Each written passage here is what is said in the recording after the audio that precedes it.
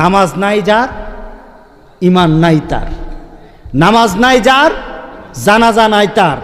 আল্লাহর ফেরেশতার পর্যন্ত তোমার দিকে তাকিয়ে থাকে, তুমি কেন নামাজ পড়ো না, কেন নামাজ পড়ো না? কবরের প্রস্তুতির জন্য প্রথম যে আপনার আইডেন্টিটি থাকতে হবে, আপনার পরিচিতি থাকতে হবে, সেই পরিচিতির নাম হলো নামাজ। Rose TV 24.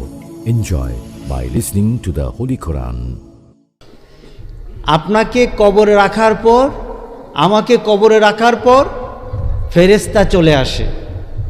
ফেরেশতা আসার পর রূহটাকে আবার ফিরিয়ে দেওয়া হয়, বসানো হয়, প্রশ্ন করা হয়, প্রশ্নের উত্তর দেওয়া হয়। ভালো হলে জান্নাত হয়, আর যদি খারাপ হয় দুজকের টুকরা হয়ে যায়। আমাদের দেহটাকে মাটির সাথে মিশিয়ে দেওয়া হয়, মাটির সাথে মিশে যায়।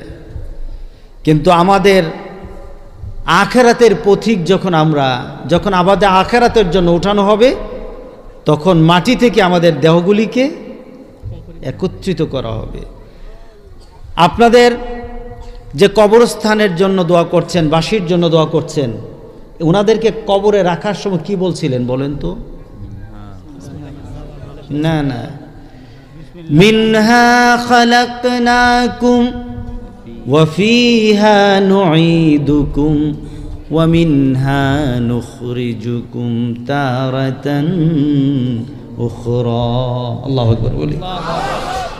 বুঝা বলছেন না, না বুঝা বলছে? হ্যাঁ, বুঝে বলেন নাই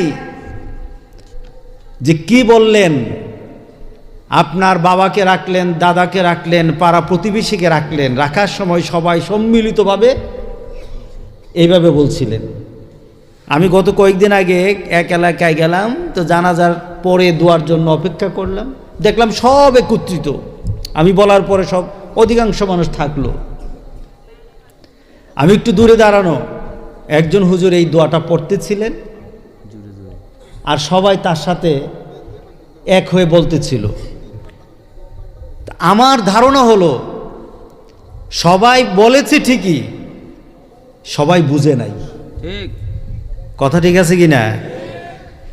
যে জিনিসটা বুঝলেন না, এই জিনিসটা বলে কি ফায়দা আছে বলেন? যে জিনিসটা বুঝলেন না, যে আপনি কবরে যাকে রাখছেন তাকে কি বলছেন, আপনি যখন কবরে রাখেন ওই কবরবাসীকে উদ্দেশ্য করে বলছেন মিনহা খালাকনাকুম, এই মাটি থেকে তোমাকে সৃষ্টি করা হয়েছে। আচ্ছা, মাটি থেকে মানুষের কোন অংশ সৃষ্টি করা হয়েছে? দেহ। আর আমাদের রূহ আল্লাহর তরফ থেকে অর্ডার, মাটি থেকে নির্যাস সৃষ্টি করা, মাটির নির্যাস দিয়ে আমি সৃষ্টি হয়েছি। এর জন্য আপনি যখন কবরে রাখেন তখন আপনি বলেন মিনহা খালাকনাকুম। সুবহানাল্লাহ বললেন না? আপনি তাকে রেখে বলতেছেন মিনহা খালাকনাকুম, মাটি থেকে তোমাকে সৃষ্টি করা হয়েছে। যখন তাকে বলছেন মাটি থেকে সৃষ্টি করা হয়েছে, তখন তার সাথে কি রূহ আছে? তাহলে আপনি কি বলতেছেন? কারে বলতেছেন? মাটিকে বলতেছেন। তোমাকে মাটি থেকে সৃষ্টি করা হয়েছে, ওয়া ফিহা নুঈদুকুম, আর এখানে আমি তোমাকে আবার স্থাপন করছি, এখানে রেখে যাচ্ছি। মাটির সাথে তোমাকে আবার মিশিয়ে দেওয়া হবে, এখানে রেখে যাচ্ছি। তাহলে বোঝা গেল মাটি থেকে সৃষ্টি, মাটিতে আবার দিয়ে যাচ্ছেন। শেষ না, ওয়া ফিহা নুঈদুকুম ওয়া মিনহা নুখরিজুকুম, আবার এই মাটি থেকে তোমাকে উঠানো হবে। সুবহানাল্লাহ বলেন না? তাহলে আপনাদের রূহ গেল কই? আপনারই তো প্রমাণ যে শুধু রূহ নিয়ে উঠবে না, দেহ নিয়েও উঠবে। আল্লাহু আকবার, আল্লাহু আকবার। শিখলে ভালো লাগে না খারাপ লাগে? আগামীতে কেউ মারা গেলে তাকে যখন দাফন করবেন তখন আমার কথা একটু মনে হবে, হুজুর তো বলে গেছিল। ওয়া ফিহা নুঈদুকুম ওয়া মিনহা নুখরিজুকুম তারাতান উখরা, তোমাকে আবার ওই আখিরাতে একত্রিত করার দিনে, সেই দিনে একত্রিত করার জন্য, আখিরাতের জন্য তোমাকে আবার উঠানো হবে। আপনি তো বললেন যে মানুষ শুধু রূহ দিয়ে হয় না, মানুষ কি দিয়ে হয়? মাটি এবং রূহ দিয়ে। সুতরাং দোয়ার ক্ষেত্রে আমরা কমপ্লিট দোয়া করব, যে কবরবাসী যারা আছে তাদেরকে যেন আল্লাহ মাফ করে দেন, মাগফিরাত দান করে দেন। আমিন বলি। ওয়ামান আহসানু কাওলাম মিম্মান দাআ ইলাল্লাহ ওয়া আমিলা সালিহান ওয়া ক্বালা ইন্নানি মিনাল মুসলিমিন। তার কথার থেকে শ্রেষ্ঠ কথা কার হতে পারে যে মানুষকে কল্যাণের দিকে ডাকে? এখন কল্যাণটা কি? আমি ভাঙা ভাঙা কথা বলবো, বুঝতে হবে। কল্যাণ কি? আজকে গোটা পৃথিবীর মধ্যে কল্যাণ হলো অর্থ আমার চাই, অর্থ বাড়াতে হবে, এটা হলো কল্যাণ। আমাদের রাস্তাঘাট ভালো হতে হবে, এটা হলো কল্যাণ। আমাদের সংসার উন্নত হতে হবে, এটা হলো কল্যাণ। আমাদের ঘর বাড়ি আগে ছিল ভাঙা, সুন্দর হতে হবে, এটা হলো কল্যাণ। আমাদের কাপড় চোপড় সুন্দর হতে হবে, এটা হলো কল্যাণ। আমরা আগে বেশি দূরে যেতে পারতাম না, এখন গোটা পৃথিবী সফর করব, এটা হলো কল্যাণ। আমার গাড়ি সুন্দর হবে, এটা হলো কল্যাণ। আমার খাওয়া দাওয়ার মেনু ভালো হবে, এটা হলো কল্যাণ। গোটা পৃথিবীতে এই কল্যাণ অনেক বেড়ে গেছে। কথা ঠিক আছে কিনা বলেন? গোটা পৃথিবীতে এই কল্যাণ অনেক বেড়েছে। কিন্তু আমি শ্রেষ্ঠতম যুগের দিকে চলে যাই, ওই যুগের নাম হলো শ্রেষ্ঠতম যুগ। মুহাম্মদুর রাসূলুল্লাহ সাল্লাল্লাহু আলাইহি সাল্লাম বলেছেন, খায়রুল কুরুন করনি, সবচেয়ে শ্রেষ্ঠ যুগ হলো আমার যুগ। সবচেয়ে শ্রেষ্ঠ যুগ হলো আমার যুগ। ওই যুগের মানুষগুলির ঘর ভালো ছিল না, ভাঙা ঘর ছিল, কাপড় ছিল না, খেতে পারত না, পেটে পাথর বাঁধত। রাসূল পাক সাল্লাল্লাহু আলাইহি সাল্লামের কাছে এক সাহাবী দাঁড়িয়ে বলেন, ইয়া রাসূলুল্লাহ, পেটে খাদ্য নেই, পাথর বেঁধেছি। রাসূল পাক সাল্লাল্লাহু আলাইহি সাল্লাম নিজের পেটটা বের করে দেখালেন, দেখো আমি কয়টা পাথর বেঁধেছি, আমার পেটও খাদ্য নাই। ঘর বাড়ির উন্নতি ছিল না। রাসূল পাক সাল্লাল্লাহু আলাইহি সাল্লাম আরবের মক্কার কাফেরদের অত্যাচারে মক্কায় থাকতে পারলেন না। মক্কায় থাকতে পারলেন না, মদিনায় যাবে। রাসূল পাক সাল্লাল্লাহু আলাইহি সাল্লাম মদিনায় সে পাহাড়ি রাস্তা ছিল না, পাহাড়, এরপরে মরুভূমি, সেখান দিয়ে পাড়ি দিয়েছে প্রায় 400 কিলোমিটারের উপর, 450 কিলোমিটার। রাসূল পাক সাল্লাল্লাহু আলাইহি সাল্লামের সাথে বাহনটাও ভালো ছিল না, পাগুলি ফেটে গেছে পাথরের আঘাতে, পা থেকে রক্ত ঝরেছে। রাসূল পাক সাল্লাল্লাহু আলাইহি সাল্লাম মক্কা থেকে মদিনায় সফর করেছে। রাসূল পাক সাল্লাল্লাহু আলাইহি সাল্লামের সফরে কোনো সুখ ছিল না। কিন্তু আমরা এখন সফর করি, এখন তো 1.5 ঘন্টায় মক্কা থেকে মদিনা ট্রেনে যাওয়া যায়, বাসে যাই, কত উন্নত হয়েছে সবকিছু। কিন্তু রাসূল কোন যুগের কথা শ্রেষ্ঠত্ব ঘোষণা দেয় নাই। রাসূল একটা সমাজকে শ্রেষ্ঠত্ব ঘোষণা দিয়েছেন, যেই সমাজের মধ্যে কোরআন ছিল, যেই সমাজের মধ্যে রাসূল পাক সাল্লাল্লাহু আলাইহি সাল্লামকে মেনে নেওয়ার চাহিদা ছিল, ওই সমাজটা শ্রেষ্ঠ সমাজ। বলে নাই রাসূল যে বড় বড় বিল্ডিং হবে, আর ওই বিল্ডিং যত বেশি বাড়বে ততই শ্রেষ্ঠ হবে। বরঞ্চ আমার রাসূল বলে গেছেন, বিল্ডিং যত উপরের দিকে উঠবে অপেক্ষায় থাকো, কিয়ামত চলে আসতেছে। ওই দুবাইয়ে এত উঁচু উঁচু বিল্ডিং গুলি দাঁড়িয়ে আছে যে গোটা পৃথিবীর সবচেয়ে উঁচু বিল্ডিংটা এখন দুবাইতে দাঁড়িয়ে আছে। বোঝা গেল আমার রাসূল বলেছেন, যখন বিল্ডিং উঁচু হবে কিয়ামতের জন্য অপেক্ষা করো। আমরা ঘর উঁচু বানাই, ঘরকে আমরা সুন্দর করি, আমরা সমাজের মধ্যে সব কিছু সুন্দর করে মনে করছি শান্তিতে আছি। বলেন তো শান্তি আছে কিনা? হ্যাঁ, সব কিছু সুন্দর। যেখানে রাস্তা ছিল না এখন রাস্তা হয়েছে। যার ঘরে খাদ্য থাকতো না সে এখন পোলাও কুরমা খায়। যে ঘরটা ছিল ভাঙা ওই ঘরটাতে বিল্ডিং উঠেছে, রং বেরং বিভিন্ন ডিজাইন করা হয়।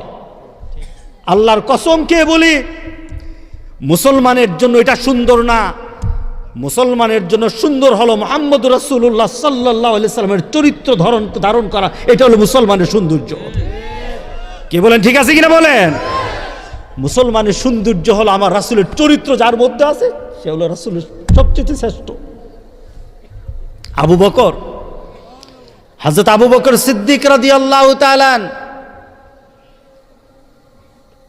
রাসূল পাক সাল্লাল্লাহু আলাইহি সাল্লামের যুদ্ধের ঘোষণা দিলেন। যুদ্ধের ঘোষণা দেওয়া হলো।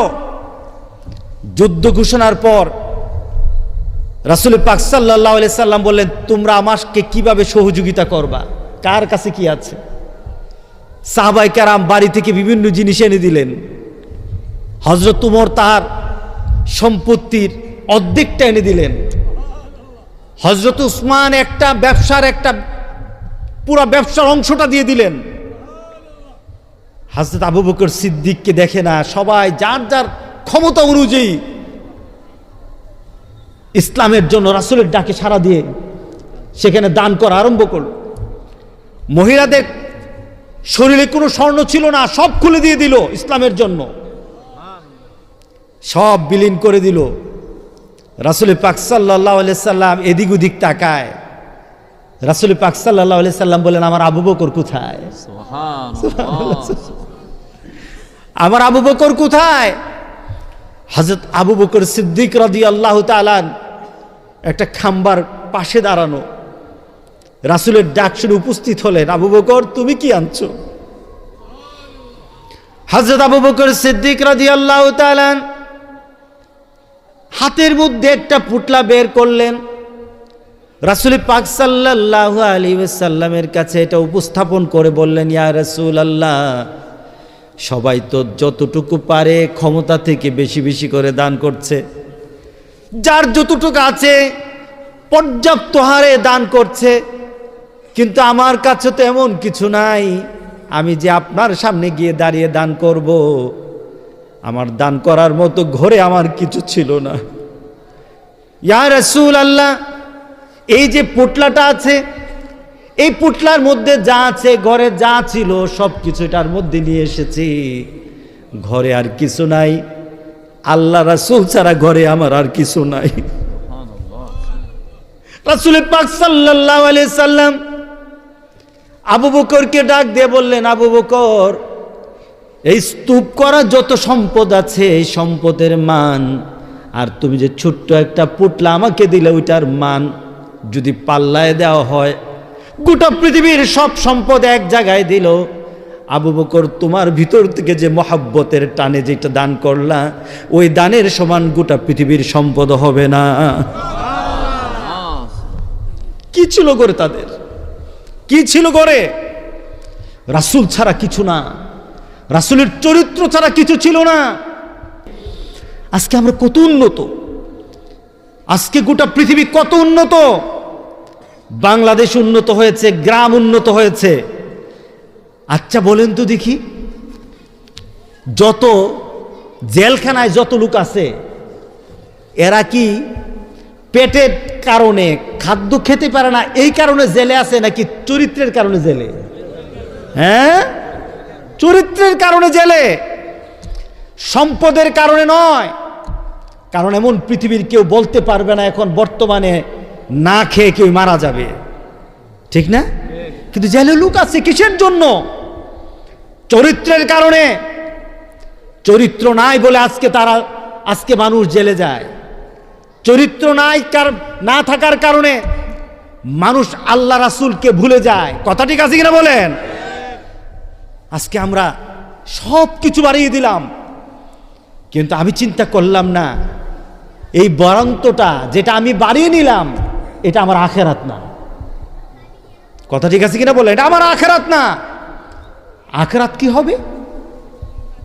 রাসূল পাক সাল্লাল্লাহু আলাইহি সাল্লাম বলছেন, একটা মানুষের সম্পদ হবে, দান দক্ষিণা হবে, তার আমল হবে, কিন্তু আরেকটা মানুষের দান দক্ষিণাও থাকবে কম, তার সম্পদ হবে কম, আমল হবে কম, কিন্তু চরিত্র ভালো হবে। তার মর্যাদা আকাশ সমান বেড়ে যাবে। আল্লাহু আকবার, আল্লাহু আকবার বলি। আজকে আমরা কবরে কি নিয়ে যাব? কবরে আমাদের খোরাকটা কি হবে? কবরের খোরাকটা সম্পর্কে কি প্রশ্ন করা হবে? আপনার কবরবাসী যতজন গিয়েছে তাদেরকে প্রশ্ন করা হয়েছে, আপনিও যাবেন, প্রশ্ন করা হবে। কথা ঠিক আছে কিনা বলেন?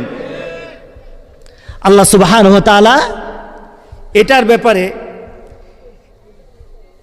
ব্যাপারে একটা প্রতিযোগিতার কথা একটা আয়াতে আমাদেরকে জানিয়ে দিলেন।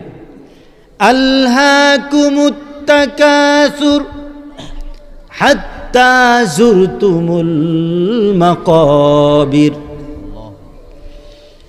কাল্লা সাউফা তা'লামুনা সুম্মা কাল্লা সাউফা তা'লামুন। আল্লাহু আকবার বলি। প্রাচুর্যের লালসা, সম্পদের লালসা তোমাকে গাফেল করে দিয়েছে। আলহাকুমুত তাকাসুর, টাকা বাড়াতে হবে, টাকা বাড়াতে হবে, টাকা বাড়াতে হবে। তুমি ব্যবসায় বসে থাকো, তুমি তোমার চাকরিতে বসে থাকো, তুমি তোমার কাজে ব্যস্ত হয়ে থাকো, সারাটাক্ষণ কাজ চিন্তা করো, সম্পদ চিন্তা করো, তুমি তোমার দুনিয়ার কথা চিন্তা করো। ফাঁকি দিয়ে আসর চলে যায়, ফাঁকি দিয়ে মাগরিব চলে যায়, ফাঁকি দিয়ে এশা চলে যায়, ব্যস্ততার সাথে সাথে রাত্রেবেলা ঘুমাও, ফজর চলে যায়, জুহুর চলে যায়। কি বলেন, ঠিক আছে কিনা বলেন? তোমার কাজ কর্মের ফাঁকে ফাঁকে কত কাজগুলি চলে যায়।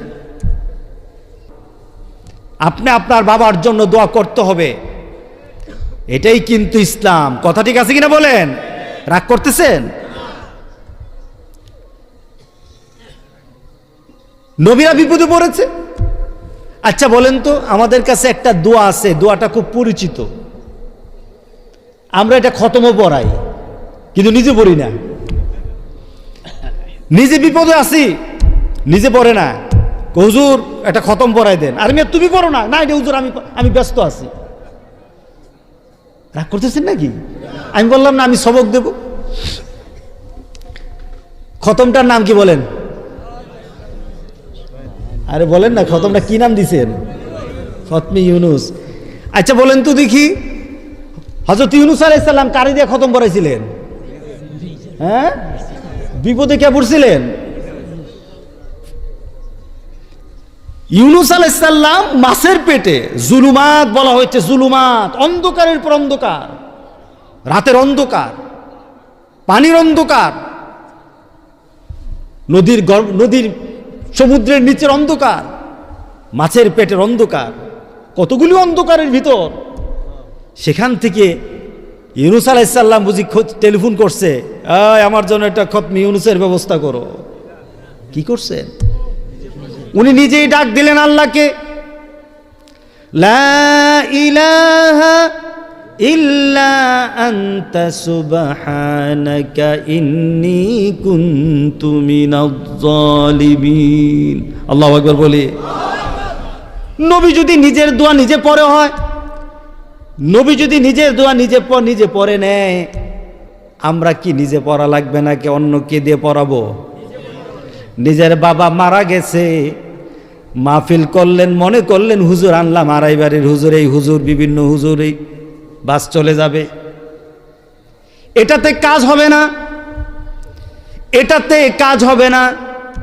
বরঞ্চ আপনি মাহফিলে বসেন, আপনার মার জন্য আপনি দোয়া করবেন, আপনার বাবার জন্য দোয়া করবেন, মাহফিলে করবেন, 5 ওয়াক্ত নামাজ পড়ে পড়ে আল্লাহর দরবারে দোয়া করবেন। কথা ঠিক আছে কিনা বলেন? ইউনুস আলাইহিস সালাম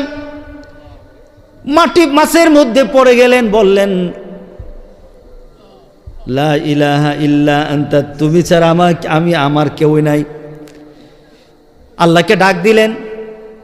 আল্লাহ সুবহানাহু ওয়া তাআলা ইউনুস আলাইহিস সালামের ডাক তো শুনলেন। ফাস্তাজাবনা লাহু ওয়া নাজ্জাইনাহু মিনাল গাম ওয়া কাযালিকা নুনজিল মুমিনিন। আল্লাহু আকবার বলি। আল্লাহ বলতেছে ফাস্তাজাবনা লাহু ওয়া নাজ্জাইনাহু মিনাল গাম, তুমি আমারে ডাকলা আর আমি তোমার যত পেরেশানি আছে দূর করে দিলাম। কে ডাক শুনলেন? কার ডাক শুনলেন? ইউনূস আলাইহিস সালাম। সুবহানাল্লাহ, সুবহানাল্লাহ।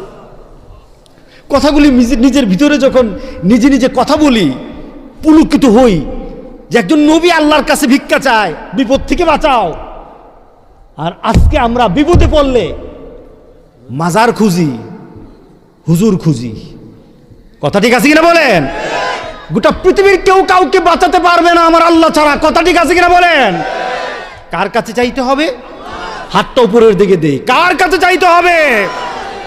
আমি পরিবর্তনের জন্য কথা বলি, আমি নিজে পরিবর্তন হতে চাই। ওই কবরের জন্য দোয়া করেন। কত বড় দুঃসাহস আপনার! আমার কত বড় দুঃসাহস! কবরবাসীর জন্য আমি দোয়া করছি। কেন আমি বুঝি না। কবরবাসীর যারা ছিল, এখানে বসে এমন ব্যক্তি কথা বলেছে, এখানে বসা ছিল এমন ব্যক্তি বসা ছিল নাই যে? হ্যাঁ হ্যাঁ, আলিম সাহেব বসা ছিল না? আমি মাহফিল করেছি, আলিম সাহেব কোথায়? আমার বাবা কোথায়? এখানে বসে কথা বলেছে। কোথায় আমার বাবা? কত বড় সাহস আমার! দুঃসাহস। আজকে কবরবাসী নিয়ে কথা বলি, চিন্তা করতে পারি না। আল্লাহ এটাই বলেন, আলহাকুমুত তাকাসুর হাত্তা যুরতুমুল। তুমি একটা প্রতিযোগিতার মধ্যে পড়ে গিয়েছো। এটা হলো তোমার সম্পদ বাড়ায়, সম্পদ বাড়ায়, সম্পদ বাড়ায়। ব্রেইনের মধ্যে কোনো সম্পদ বৃদ্ধির বাইরে আর কোনো চিন্তা নাই। কিভাবে আমার বাড়িঘর সুন্দর হবে, কিভাবে আমার ঘর সুন্দর হবে, কিভাবে আমার সংসার বড় হবে, কিভাবে আমার ক্ষমতা বেশিক্ষণ থাকবে। কথা ঠিক আছে কিনা বলেন? আমার তো এর বাইরে চিন্তা হয় না। আমার ব্রেইনের একটা অংশ তো রেখেই দিতে হবে আখিরাতের জন্য। আল্লাহু আকবার বললেন না? হাত্তা যুরতুমুল মাকাবির। তোমার অবস্থা কি হয় যখন কবরের কাছে যাও? যখন কবরে যাওয়া পর্যন্ত তুমি ভুলো না যে কি করতে হবে, বাড়াতে হবে, বাড়াতে হবে। বিদেশে যাওয়ার সময় এয়ারপোর্টে ইন্টারভিউ হয়, ইমিগ্রেশন হয়, সেখান থেকে সিল দেওয়া হয়। এখান থেকে আমার ইমিগ্রেশন হবে, আমার ইমিগ্রেশনে প্রশ্ন করা হবে, মার রাব্বুকা ওয়া মা দীনুক ওয়া মান হাদার রাজুল বুইসাত ফিকুম। তোমার রবকে, তোমার দিন কি? এই যে উনি কে, নবীকে? দুনিয়াতে যারা এই ইন্টারভিউর জন্যে আমল এবং আখলাক দিয়ে প্রস্তুতি নিয়েছে, ইমান, আমল, আখলাক, কয়টা? ইমান, আমল, আখলাক, এই তিনটা দিয়ে যারা প্রস্তুতি নিয়েছে, তাদের জন্য সেখানে সাথে সাথে প্রশ্নের সুযোগ হয়ে যাবে। তারা বলবে, মারু রাব্বুকা রাব্বুনাল্লাহ ওয়া মা দীনুক দীনুনাল ইসলাম ওয়া মান হাজার রাজুল বুইসাত ফিকুম মুহাম্মাদুনা নবিয়ুনা ওয়া রাসূলুনা সাল্লাল্লাহু আলাইহি ওয়াসাল্লাম। জোরে বলেন সুবহানাল্লাহ। ওই প্রশ্নের উত্তর আমাদেরকে মুখোমুখি হতে হবে কিনা বলেন? যদি হতে হয়, আজকে কবরবাসীর জন্য দোয়া হবে, আর এখানে সবার জন্য প্রস্তুতি হবে। কথা ঠিক আছে কিনা বলেন? কবরবাসীর জন্য দোয়া, আর জীবিত যারা আছে তাদের জন্য প্রস্তুতি। তাদের জন্য প্রস্তুতি। কিসের প্রস্তুতি নাও? এখন গিয়ে তোমার ঘুমের প্রস্তুতি আছে, এখন গিয়ে তোমার ঘুমের প্রস্তুতি আছে। তোমার বিছানা ফিট, মশারি টাঙানো হবে, বিছানাটাকে পরিষ্কার করা হবে, তুমি লাইটটা পর্যন্ত জ্বালিয়ে ঘুমাবে না। তোমার একটা ঘুমের একটা পরিবেশ আনবে তুমি, এটার একটা প্রস্তুতি তোমার জেহেনের মধ্যে ঘুরে। কিন্তু কেন তোমার কবরের ঘরটা প্রস্তুত করার তোমার সেই জেহেনের মধ্যে ঘুরে না? কবরটাকে প্রস্তুত করার সেই ধরনের মানসিকতা তোমার মধ্যে কেন সৃষ্টি হয় না? ছোট্ট ঘুমের জন্য এত প্রস্তুত। আজকে চলেন আমরা সেই কবরের জন্য একটু প্রস্তুতি নিই। কারা কারা রাজি আছি দেখি। নারে তাকবীর, আলহামদুলিল্লাহ। নারে তাকবীর, এই আওয়াজটার মধ্যে, আল্লাহু আকবার আওয়াজটার মধ্যে ওয়ালা জিক্রুল্লাহ আকবার, অর্থাৎ আল্লাহু আকবার যে ব্যক্তিটা মুখ দিয়ে বের হয়, আল্লাহ তাকে বড় বানায় দেয়। আপনি এইটা নিয়ে মেন করে কোন আমার ভাই তোমার ভাই, এই সময় আওয়াজ বাড়ি কেমনে? চা দীক্ষা বুঝি নাকি? চা খাওয়া যাবে না। কথা ঠিক আছে কিনা বলেন? চা খাওয়া যাবে না। আল্লাহ আমাদেরকে কবুল করুক। কবরের প্রস্তুতির প্রথম পরিচয় আগে পরিচয় থাকতে হবে, এরপর না কবরে। কবরের প্রস্তুতির জন্য প্রথম যে আপনার আইডেন্টিটি থাকতে হবে, আপনার পরিচিতি থাকতে হবে, সেই পরিচিতির নাম হলো নামাজ। বলেন কি? আবার জোরে বলেন। নামাজ পড়বে না কে? মরা মানুষ নামাজ পড়ে না, কবরবাসী নামাজ পড়ে না, যারা বেঈমান তারা নামাজ পড়ে না, এছাড়া যারা ইমানদার তারা নামাজ পড়ে। কথা ঠিক আছে কিনা বলেন? এখন আপনাদের এখানে এই গ্রামে মরা যারা নামাজ পড়বে না তারা মনে করবেন মরা, কবরবাসী। এদের জন্য দোয়া করা দরকার। তাদের জন্য লিখে দিবেন যে বেনামাজি কবরবাসী, বেনামাজি মরার জন্য দোয়া হবে। এই মাহফিলে আমি আসবো ইনশাআল্লাহ। বেনামাজি মরা, বেনামাজি কি মরা? মরা, এটি জীবিত না। গ্রামের সংখ্যা বেশি না কম? হ্যাঁ, আপনাদের এখানে কম। মসজিদ কয়টা? হ্যাঁ, 11টা মসজিদ। আলহামদুলিল্লাহ, এটা তো পুরো বাংলাদেশের মসজিদ এক কেন। আলহামদুলিল্লাহ, আলহামদুলিল্লাহ। নামাজে বাড়াতে হবে। আমি যে কথাটা বলেছি, নামাজ নাই যার, ইমান নাই তার। নামাজ নাই যার, জানাজা নাই তার। নামাজ নাই যার, আজকের দোয়া তার জন্য না। কথা ঠিক আছে কিনা বলেন? দোয়া করি। ও যুবকেরা, নামাজ পড়তে ভালো লাগে না? হ্যাঁ, জানো যুবক, এই বৃদ্ধ মানুষটা যখন সিজদা দিবে, তার সিজদা আল্লাহর আরশে যত ভালোবাসার, যুবক তোমার সিজদাটা তার থেকে লক্ষ গুণ ভালোবাসার, লক্ষ গুণ ভালোবাসার। তুমি যখন সিজদা দাও, আল্লাহর ফেরেশতার পর্যন্ত তোমার দিকে তাকিয়ে থাকে। তুমি কেন নামাজ পড়ো না? কেন নামাজ পড়ো না? যুবকরা মসজিদে যায় না, বিড়ি টানে, নামাজে যায় না। তুমি কি মনে করছো এই দোয়া দিয়ে বুঝি কাজ হবে? তুমি নামাজের মধ্যে গিয়ে তোমার অন্তরের আলো সৃষ্টি করো, আর হাত পেতে বলো রব্বির হামহুমা কামা রব্বায়ানি সগীরা। তুমি যখন কবরবাসীর জন্য হাতটা তুলে দোয়া করবে, তোমার আলোর নূর আল্লাহর আকাশ পর্যন্ত পৌঁছে যাবে, আকাশ পর্যন্ত পৌঁছে যাবে। আল্লাহ সবাইকে কবুল করুক। সবাইকে একটু তোবা করতে, তোবা করবেন তো সবাই? সবাই বলেন আস্তাগফিরুল্লাহ, আস্তাগফিরুল্লাহ, আস্তাগফিরুল্লাহ আল্লাযী লা ইলাহা ইল্লা হুয়াল হাইয়ুল কাইয়্যুম ওয়া আতুবু ইলাইহি। রব্বানা যালামনা আনফুসানা ওয়া ইল্লাম তাগফির লানা ওয়া তারহামনা লানা কুনান্না মিনাল খাসিরিন। আয় আল্লাহ, আমাদের জীবনের কবিরা গুনাহ, সাগীরা গুনাহ, জানা গুনাহ, অজানা গুনাহ, সকল গুনাহ হইতে তোমার কাছে ক্ষমা চাই। আয় আল্লাহ, মালাকাল মউত আসার আগ পর্যন্ত তোমার হুকুম মতো, তোমার হাবিবের নিয়ম মতো চলার ইমানি শক্তি, শারীরিক শক্তি দান করে দাও। আমিন, আমিন ইয়া রাব্বাল আলামিন।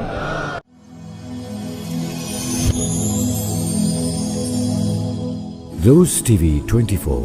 Enjoy by listening to the Holy Quran.